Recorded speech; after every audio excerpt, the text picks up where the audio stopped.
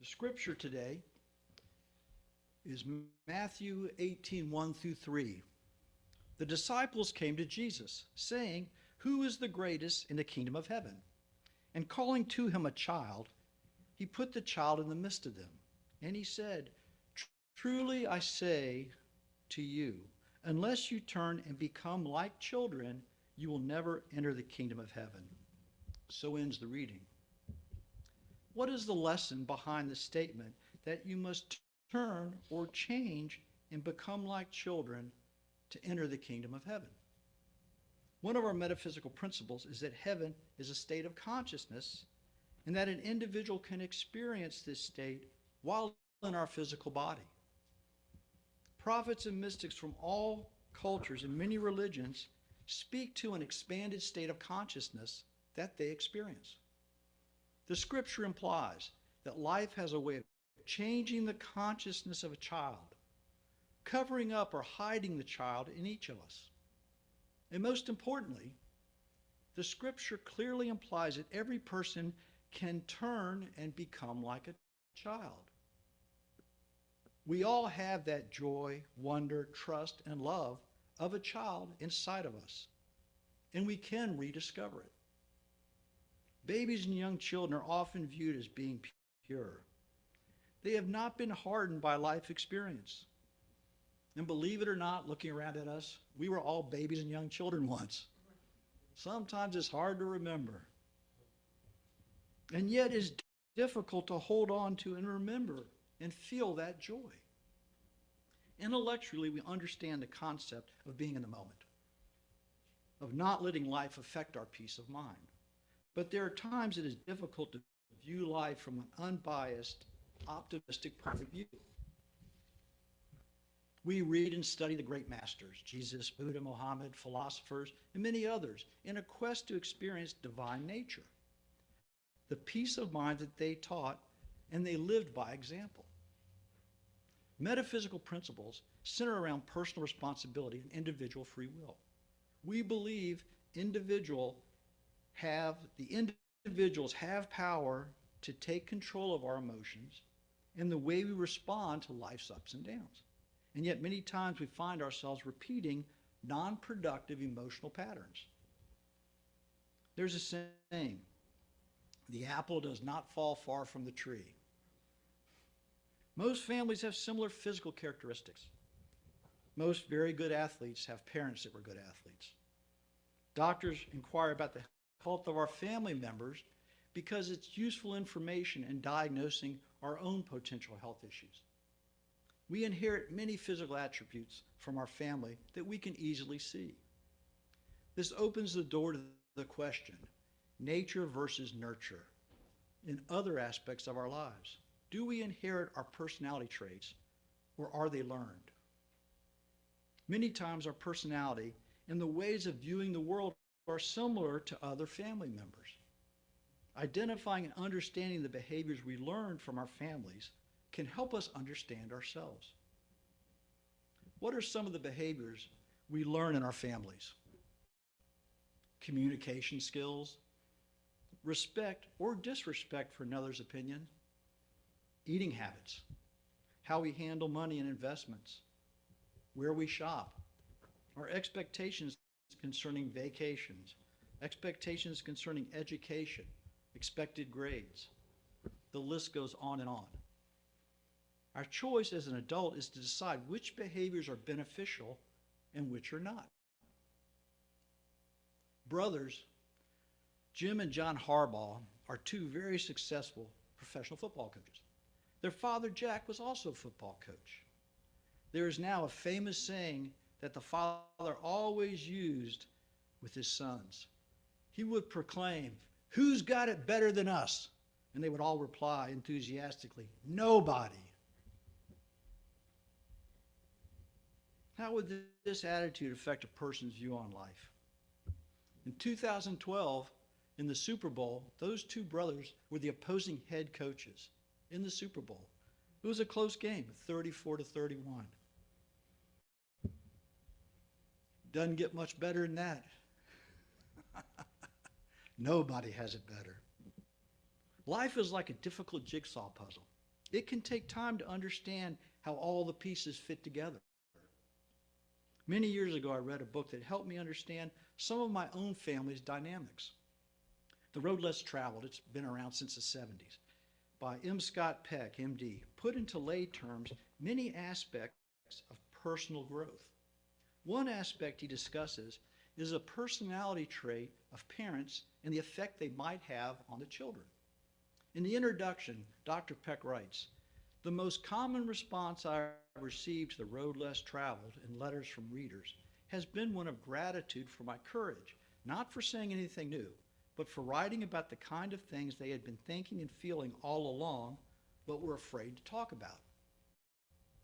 He goes on, "As a psychiatrist, I feel it is important to mention at the outside two assumptions that underlie this book. One is that I make no distinction between the mind and the spirit, and therefore no distinction between the process of achieving spiritual growth and achieving mental growth. They are one and the same." This is an interesting idea that is probably another sermon, but we'll go with it from there. His second assumption is that this process, achieving spiritual and mental growth, is a complex, arduous, and lifelong task. He continues, "Life is difficult. This is a great truth, one of the greatest truths. It is a great truth because once we truly see this, we transcend it. Once we truly know that life is difficult, once we truly understand and accept it, then life is no longer difficult. Because once it is accepted, the fact that life is difficult no longer matters." He says most people who come to see a psychiatrist are suffering from what is called either a neurosis or a character disorder. In general, a neurotic person assumes too much responsibility or fault for the events in their lives. The person with a character disorder does not assume enough responsibility. When neurotics encounter conflict, they often assume they are at fault. When those with character disorders are in conflict, they often assume that the world, the other guy, is at fault. Let's assume the perfectly balanced person looks at every situation from a balanced point of view and rarely feels everything is their fault or that nothing is their fault. Just like all of us do. If both our parents were these perfectly balanced human beings, we, their children, would probably live with the same type of mindset. We would have been raised with our parents analyzing each situation from an unbiased point of view. Think about your parents or caregivers. Do you feel any of the important people in your life lean more towards being neurotic, believing that when things didn't work out, it was their fault? Would any of your caregivers lean more towards character disorder, believing they are always right and no other opinion matters? If things don't work out, it is always the other guy's fault. Think about your parents for just a moment and consider which way you think their personality leans. Did one of your parents usually get their way? An assumption in The Road Less Traveled is that a child would learn by experiencing parents that had a little different personalities, one being a little more towards neurotic and one being a little more towards character disorder. This would allow the child to see the dynamics, in these two different personalities. What do you think the effect would be on a child if both parents were overly neurotic and they believed everything was their fault? The children could basically run the household, and by extension, they could become extremely sure of themselves and develop a character disorder personality. The intrinsic belief of the child might be, my parents never challenged me, so I must be right. We've seen a few of those 2-year-olds running around. On the flip side, if both parents are overly leaning towards character disorder, never listening to their children's opinion, the children could develop a neurosis, believing that their opinion does not count, and any problems they encounter are because of them. Any problems their parents have are because of them. What does this have to do with metaphysics? We didn't come here for psychiatry, but the metaphysical spiritual journey is to understand the unseen forces in our life. We can see our physical bodies. We can look at our parents and understand where we got our physical attributes. Our personalities, our view of ourselves, the unseen, are much more difficult to comprehend. The interesting thing is, with an understanding of our parents and our family, we can better understand ourselves. With the understanding of how our parents' behaviors affected us, we can examine our tendencies and determine which are helpful and which are not. It might be easier to look at your grandparents and your parents and understand how they developed. It's a little easier than looking at yourself sometimes.